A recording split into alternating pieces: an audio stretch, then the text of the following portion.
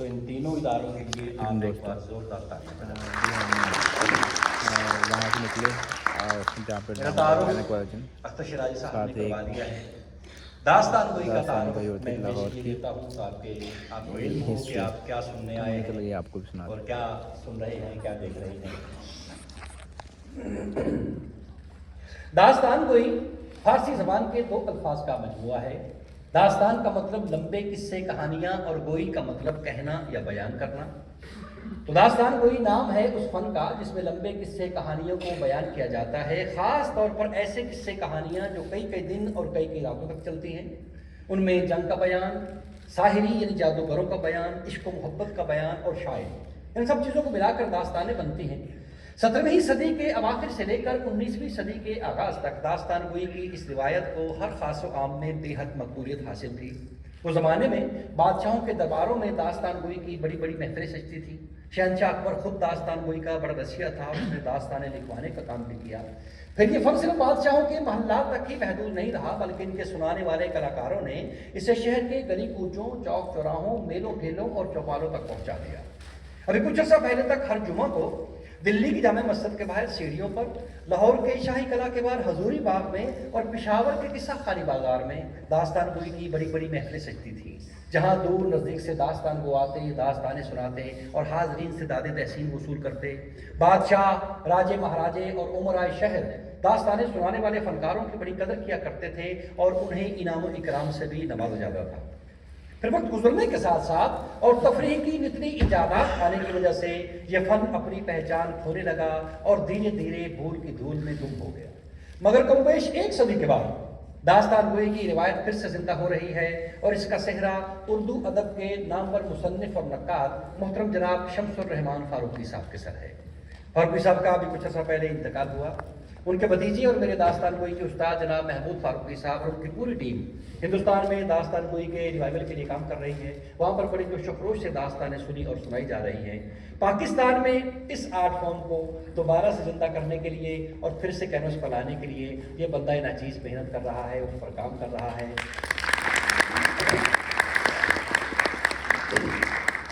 آپ جیسے قدردانوں کا ساتھ رہا تو انشاءاللہ ہم اپنے مقصد پہ ضرور کامیاب ہوں گے۔ داستان کا یہ سفر 1 گھنٹے تک جاری رہے گا، جس میں آپ پرانے لاہور کی، نئے لاہور کی سیر کریں گے۔ تو میری آپ سے گزارش ہوگی کہ اگلے 1 گھنٹے کے لیے کم از کم آپ اپنے موبائل فونز کو سائلنٹ موڈ پر کر دیجئے۔ آپ کا بہت شکریہ۔ عظیم شوکت صاحب، تھینک یو ویری مچ۔ میری پیاری بہن NCA سے شہناز ملی صاحبہ تشریف لائی ہیں۔ سب میرے لیے قابل احترام ہیں، جتنے بھی مہمان تشریف لائے ہیں، تو تہ دل سے ہم آپ کو خوش آمدید کہتے ہیں۔ تو صاحب پیش خدمت ہے داستان شہر لاہور کی۔ وہ کیا ایک ہے ذات پروردگار، فقط بے شمار ہی ہے جس کا شمار۔ وہ کیا ایک خالق ہے نام خدا، نہیں جس کا ثانی کوئی دوسرا۔ وہ کیا ایک قادر ہے رب قدیر، خبرگیر حال صغیر و کبیر۔ بتعریف و توصیف پروردگار، بتشریح ذات خداوندگار۔ کرے کیا بیاں بندہ کم زبان، کہ ہے طور توحید کی داستان، کہ ہے طور توحید کی داستان۔ تو گرگونا کشان عارض شاہد بیان اس طرح فرماتے ہیں کہ یہ شہر لاہور دارالحکومت ملک پنجاب کا ہے اور دریا راوی کے کنارے بفاصلہ 2 میل کے آباد ہے۔ 17 سال سے یہی شہر بے مثال خطہ پنجاب کا حاکم نشین اور خاص مقام رہا ہے۔ اگرچہ شاہان چغتائیہ سے پہلے پنجاب کا دارالحکومت دیپال پور تھا اور پھر سلاطین خلجیہ، تغلقیہ اور لودھیوں کے عہد میں بھی دیپال پور کو ہی پنجاب کا دارالحکومت تصور کیا جاتا تھا، مگر مغل شہنشاہ بابر اور ہمایوں کے عہد میں شہر لاہور ہی پنجاب کا دارالحکومت قرار پایا اور حاکم نشین ہونے کے باعث رونق اس کی روز بروز بڑھتی گئی۔ اس شہر کے نام کے بارے میں کئی روایات ہیں۔ پچھلی تاریخوں میں کہیں اس کا نام لہاور، کہیں لہنور، کہیں لوہپور اور کہیں لاہور تحریر ہے، مگر جو سب سے مشہور روایت ہے وہ یہ کہ راجہ رام چندر اوتار کے 2 بیٹے تھے، ایک کا نام لاہو تھا اور دوسرے کا نام کسو تھا۔ تو جب وہ دونوں پنجاب میں رونق افروز ہوئے تو لاہو نے لاہور کو آباد کیا اور کسو نے قصور کو آباد کیا۔ خوابوں اور داستانوں کی یہ سنہری سرزمین لاہور، جس پر ہندو راجاؤں، مسلمان شہنشاہوں، سکھ بادشاہوں اور برطانوی گوروں نے بھی حکومت کی ہے، مغل سلطنت کا دارالخلافہ ہونے کے باعث اس کے شباب کے دنوں میں ایک کہاوت اکثر سنائی دیا کرتی تھی کہ اصفہان اور شیراز دونوں مل کر بھی آدھے لاہور کے برابر نہیں ہو سکتے۔ مشہور انگریزی شاعر جان ملٹن نے اپنی نظم پیراڈائز لاسٹ میں لاہور کا شمار ان شہروں میں کیا ہے جس کا نظارہ حضرت آدم علیہ السلام نے جنت کی پہاڑی سے کھڑے ہو کر دیا۔ اور آج پوری دنیا میں ہمارے شہر لاہور کے بارے میں صرف ایک ہی بات کہی جاتی ہے کہ جنہیں لاہور نہیں میں کیا جمے آئے۔ مسلمانوں کی آمد سے پہلے پنجاب پر ایک ہندو راجا جے پال برسر اقتدار تھا۔ اس کی حکومت پشاور سے لے کر مغان تک تھی۔ جے پال کے مرنے کے بعد اس کا بیٹا انگ پال تخت نشین ہوا۔ اسی زمانے میں غزنی کے محمود غزنوی نے لاہور پر حملہ کر دیا۔ انگ پال اور محمود کی فوجوں کے درمیان بڑی زبردست جنگ ہوئی جس میں انگ پال کو شکست ہوئی اور محمود کو فتح حاصل ہوئی۔ محمود نے اپنے چہیتے غلام ایاز کو پنجاب کا حاکم مقرر کیا، پھر اسی ایاز نے اس شہر کو اثر نو آباد کیا۔ شالوی دروازے کے اندر رنگ محل میں مشن ہائی اسکول کے پاس اس ایاز کی قبر آج بھی موجود ہے۔ غزنویوں کے بعد غوری آئے، پھر منگول، پھر خلجی، پھر تغلق، پھر لودھی اور آخر میں مغل آئے۔ بابر کے وارثوں ہمایوں، اکبر، جہانگیر، شاہ جہاں اور اورنگزیب کے ادوار کو لاہور کی تاریخ کا سب سے سنہری دور کہا جا سکتا ہے۔ انہی ادوار میں یہ شہر نیم گمنامی سے نکل کر نمایاں ہوا، یہ مسجدوں اور باغوں کا شہر بنا۔ یہ اسی شہر میں ہوا جب ہمایوں شیر شاہ سوری کی فاتح افواج کے آگے بھاگتا ہوا اسی شہر میں 15 سالہ حمیدہ بیگم سے ملا۔ اس نے حمیدہ بیگم سے شادی کی اور پھر حمیدہ بیگم سے مغل اعظم شہنشاہ جلال الدین محمد اکبر پیدا ہوا۔ اکبر نے لاہور کو بہت عزت دی۔ اس نے اس شہر کو صوبائی مرکز سے بلند کر کے مغل سلطنت کا دارالخلافہ بنا دیا۔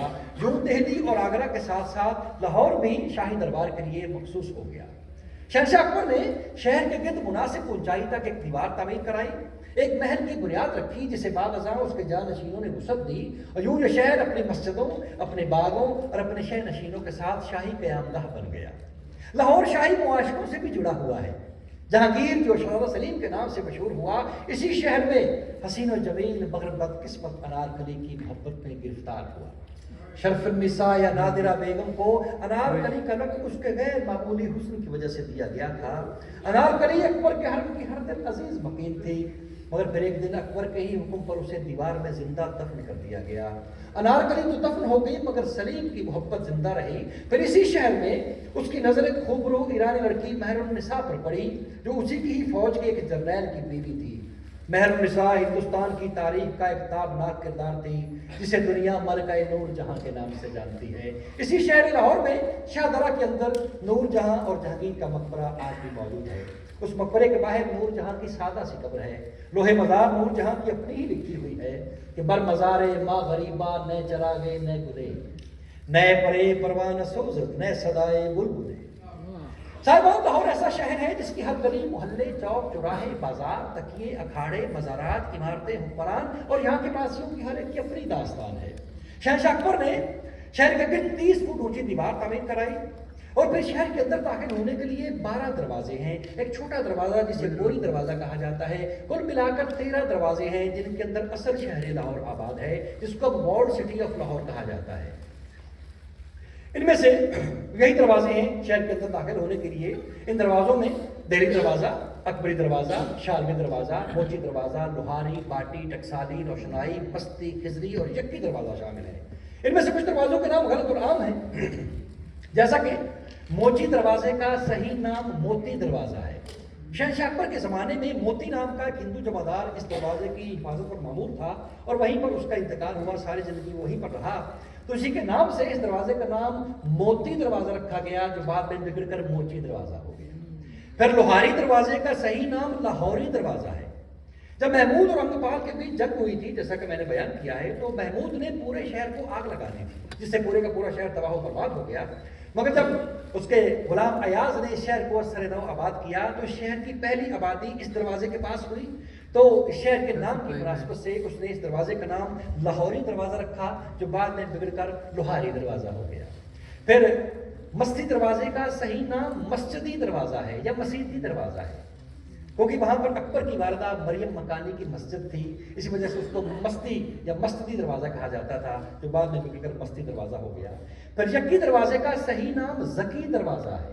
کیونکہ بہت بڑے صوفی بزرگ پیر ذکی الدین شہید کے نام سے منسوب ہے، جن کے متعلق یہ کہا جاتا ہے کہ ان کی 2 قبریں ہیں، ایک دروازے کے اندر جہاں پر ان کا سر دفن ہے، اور ایک دروازے کے باہر جہاں پر ان کا باقی کا جسم دفن ہے۔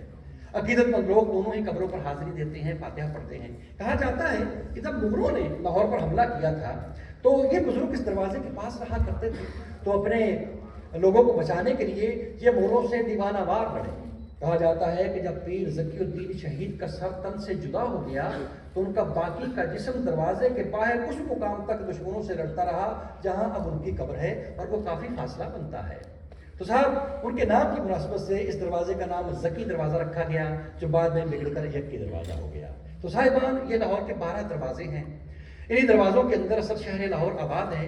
مطلب اگر ٹریفک تھوڑی سی کم ہو تو آپ اپنی گاڑی پر چھٹی والے دن 15 سے 20 منٹ میں انہی دروازوں کے گرد چکر لگاتے ہوئے پورے شہر کا چکر لگا سکتے ہیں۔ مگر صاحب اتنی چھوٹی سی جگہ میں کیا کچھ نہیں ہے، کتنی بادشاہیاں آئیں اور گزر گئیں، اکبر، جہانگیر، شاہ جہاں، اورنگزیب، دارا شکو، سردار، گورے، مہاراجہ رنجیت سنگھ، گورے، شہزادے، شہزادیاں، کنیزیں، جلاد، سبھی انہی گلیوں سے ہو کر گئے ہیں، اور سبھی بادشاہوں نے پھر اپنے اپنے ادوار میں کیا کیا تعمیرات کروائی ہیں۔ لاہور کا عظیم الشان شاہی قلعہ، اس کے سامنے عظیم الشان بادشاہی مسجد حضوری باغ، پھر آپ دلی دروازے سے شروع ہو جائیں۔ دلی دروازہ، شاہی حمام، شاہی گزرگاہ، مسجد وزیر خان سرائے، دینا ناتھ کا کنواں، دینا ناتھ کی حویلی، سلطان ٹھیکیدار کا خفیہ شیش محل، شالوی دروازے کے اندر حویلی میاں خان المعروف پتھروں والی حویلی، محمود کے ایاز کی قبر، مسجد بوکل خان مائی مورا کی مسجد، اونچی مسجد، سنہری مسجد، محلہ کمان سرا، محلہ تیر اندازہ، بازار حکیمہ، پانی والا تالاب، بلاکی شاہ کی حویلی اور بازار حسن۔ میں صبح پر بھی آپ کو نام دلواتا رہوں تو یہ رات ختم ہو جائے گی، لاہور کبھی ختم نہیں ہوگی۔ کیا بات ہے، کیا بات ہے۔ اور وہ گلیاں بھی اسی شہر لاہور کے اندر موجود ہیں جن کے متعلق مشتاق احمد یوسفی صاحب نے کہا تھا کہ لاہور اندرون شہر کی کچھ گلیاں اس قدر تنگ ہیں کہ اگر ایک جانب سے مرد جا رہا ہو اور دوسری طرف سے عورت آ رہی ہو تو درمیان میں صرف نکاح کی جگہ بچتی ہے۔ یوسفی صاحب جیسا مزاح نگار صدیوں میں پیدا ہوتا ہے۔ کہتے ہیں مرد کی آنکھ اور عورت کی زبان کا دم سب سے آخر میں نکلتا ہے۔ کسی نے پوچھا صاحب کہ محبت شادی سے پہلے ہونی چاہیے یا بعد میں؟ کہنے کہ اس سے کوئی فرق نہیں پڑتا کہ محبت شادی سے پہلے ہو یا بعد میں، صرف بیوی کو اس بات کی خبر نہیں ہونی چاہیے۔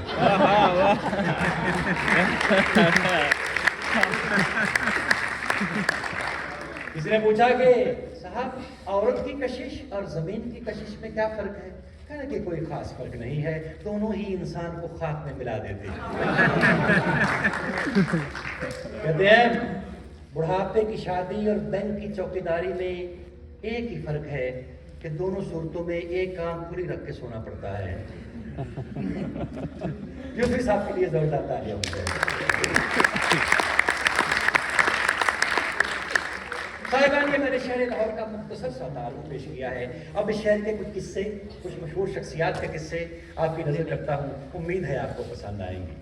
گنج بخش فیض عالم مظہر نور کا، کیا بات ہے، کیا بات۔ ناکسارا پیر کامل کاملارا رہنما۔ لاہور کا ذکر ہو اور داتا علی حجویری حضور کا ذکر نہ ہو، یہ کیسے ممکن ہو ہی نہیں سکتا۔ یہ وہ گھر ہے جہاں سب کو کچھ نہ کچھ مل جاتا ہے۔ بے شک۔ حضرت داتا علی حجویری سن 431 ہجری میں سلطان محمود غزنوی کے بیٹے سلطان مسعود غزنوی کے ہمراہ لاہور میں تشریف لائے۔ آپ کا شمار ان پہلے چند صوفیاء کرام میں سے ہوتا ہے جو اس خطے میں تشریف لائے۔ آپ سے پہلے آپ ہی کے پیر بھائی حضرت میرا حسین زنجانی رحمۃ اللہ علیہ اس شہر میں موجود تھے۔ تو جب حضرت داتا علی حجویری سرکار کے مرشد نے سید محمد بن حسن خطری رحمۃ اللہ علیہ ان کے مرشد تھے، انہوں نے جب حضور کو حکم دیا کہ آپ دین اسلام کی تبلیغ کے لیے لاہور تشریف لے جائیے، تو حضرت داتا علی حجویری اپنے مرشد سے کہنے لگے کہ حضور وہاں پر تو پہلے ہی میرا حسین زنجانی موجود ہیں، تو پھر میری کیا ضرورت ہے؟ تو آپ کے مرشد نے کہا کہ آپ لاہور تشریف لے جائیے، آپ کو آپ کے سوال کا جواب وہیں پر جا کر ملے گا۔ چنانچہ اپنے مرشد کے حکم پر داتا علی حجویری لاہور میں تشریف لائے۔ جب لاہور کے اندر داخل ہوئے، شہر کے اندر داخل ہوئے تو دیکھا کہ ایک جگہ پر کافی لوگ اکٹھا ہیں، بھیڑ جمع ہے۔ معلوم کرنے پر پتہ چلا کہ حضرت میرا حسین زنجانی رحمۃ اللہ علیہ کا انتقال ہو چکا ہے اور ان کے جنازے کی تیاری ہو رہی ہے۔ تو آپ سمجھ گئے کہ اس شہر سے ایک صوفی بزرگ کی ڈیوٹی ختم ہوئی اور دوسرے صوفی بزرگ کی ڈیوٹی شروع ہو گئی۔ داتا علی حجویری باٹی دروازے کے باہر پٹی اور گارے سے بنے ہوئے ایک چھوٹے سے گھر میں آ کر رہائش پذیر ہوئے۔ اس زمانے میں اس شہر پر ایک ہندو جادوگر رائے راجو کی حکومت تھی، اور شہر کے جتنے بھی دودھ فروش تھے، دودھ بیچنے والے لوگ تھے، وہ سب لوگ اس کو اپنا پیروکار، ویسے تو سارے شہر کے لوگ اس کو اپنا پیروکار مانتے تھے، اس کو اپنا ولی اور پتہ نہیں کیا کچھ سمجھتے تھے، اور شہر کے جتنے دودھ فروش لوگ تھے وہ بدے کے طور پر اس رائے راجو کو اپنی بھینسوں کا دودھ دیا کرتے تھے۔ تو صاحب ایک روز کیا ہوا کہ داتا علی زبیری اپنی جھونپڑی کے باہر بیٹھے ہوئے ہیں، تو ایک بوڑھی اماں سر پر دودھ کا کٹورا رکھے جا رہی ہیں۔ تو آپ نے اس اماں سے کہا کہ اماں جی آپ اس میں سے مجھے تھوڑا سا دودھ دے دیجئے۔ تب اماں کہنے کی نہیں بابا جی میں آپ کو اس میں سے دودھ نہیں دے سکتی، یہ تو میں رائے راجو کے لیے لے کر جا رہی ہوں، اگر میں اس دودھ میں تھوڑی سی بھی کمی بیشی کروں گی تو پھر وہ ایسا جادو کرتا ہے کہ ہماری بھینسوں کے تھنوں میں سے دودھ کی بجائے خون آنے لگتا ہے۔ آپ نے کہا اچھا ایسا ہے؟ آپ نے کہا اگر ایسی بات ہے تو پھر تو میں یہ دودھ ضرور لوں گا، میں دیکھتا ہوں تمہارا وہ جادوگر کیا کرتا ہے۔ کافی بحث ہوئی، نہ چاہتے ہوئے بھی اس اماں نے اپنے دودھ کا کٹورا اتارا، داتا علی زبیری کے حوالے کیا اور خود گھر چلی گئی۔ شام کو جب وہ اپنی بھینسوں کا دودھ نکالنے لگی صاحب، تو اس کے گھر میں جتنے چھوٹے بڑے برتن تھے سارے کے سارے دودھ سے بھر گئے، مگر اس کی بھینسوں کے دنوں سے دودھ آنا ختم نہیں ہو رہا ہے۔ چھوٹا سا شہر تھا، اس عورت نے شور مچا دیا، لوگ اکٹھا ہو گئے، کیا بات ہے اماں؟ کہنے لگی بات کیا ہونی ہے، ایسے ہی پارٹی دروازے کے باہر ایک بابا جی بیٹھے ہیں، تو انہوں نے مجھ سے دودھ مانگا، پہلے میں نے دیا نہیں، اب دے دیا، پتہ نہیں انہوں نے کیا دعا کی ہے، میری بھینسوں کے تھنوں میں سے دودھ ختم نہیں ہو رہا۔ اب سب لوگ بھاگے کہ چلو جی زیارت کرتے ہیں، کون بزرگ بیٹھے ہیں۔ سب لوگ باٹی دروازے کے بعد داتا علی زبیری کے پاس اکٹھا ہو گئے اور دعاؤں کے تارے ہوئے۔ یہیں پاس میں ہی رائے راجو کا ڈیرا تھا۔ اسے جب پتا چلا کہ میرے سارے ماننے والے اور میرے سارے پیروکار تو اس بزرگ کے پاس پہنچ گئے ہیں، تو بڑے غصے میں آیا اور آ کر بڑی بدتمیزی سے کہنے لگا کون ہے آپ؟ کیا ہے آپ کے پاس؟ کیوں میرے ماننے والوں کو گمراہ کر رہے ہیں؟ اگر کوئی کمال ہے تو دکھائیے۔ تو آپ نے کہا کہ بھائی میں تو خدا کا ایک عاجز سا بندہ ہوں، کوئی جادوگر تھوڑی ہوں تو میں کمال دکھاتا پھروں، ہاں تمہارے پاس کوئی کمال ہے تو دکھاؤ۔ اس نے کہا میرے پاس تو ہے۔ یہ کہہ کر رائے راجو نے ایک منتر پڑھا اور تھوڑی ہی دیر میں ہوا کے اندر پرواز کرنے لگا۔ اب اس زمانے میں انسان کا اس طرح سے ہوا میں پرواز کرنا بڑی اچنبھے کی بات تھی۔ لوگ اس کو دیکھ رہے ہیں، آپ بھی کچھ دیر تک دیکھتے رہے، تھوڑی دیر کو دیکھتے رہے۔ اس کے بعد آپ نے قرآن مجید سے کچھ آیات پڑھی اور اپنی دونوں جوتیاں اتاری، وہ جو کلامیں تھیں، اور ہوا میں ایسے رائے راجو کی طرف اچھال دی۔ آپ کی دونوں جوتیاں رائے راجو کے ساتھ پرواز کرنے لگی، نہ صرف پرواز کرنے لگی بلکہ اس کے سر پر ٹھا ٹھا ٹھا برسنے بھی لگے۔ تھوڑی ہی دیر میں اس کا جادو ختم ہو گیا اور وہ زمین پر آ رہا، اگر معافی کا طلب